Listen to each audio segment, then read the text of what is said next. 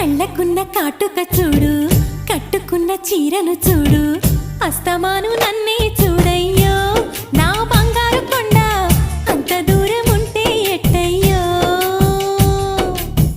చెవులకున్న దుద్దులు చూసా, ముక్కుకున్న ముక్కెర చూసా, చూడమన్నవన్నీ చూశానే.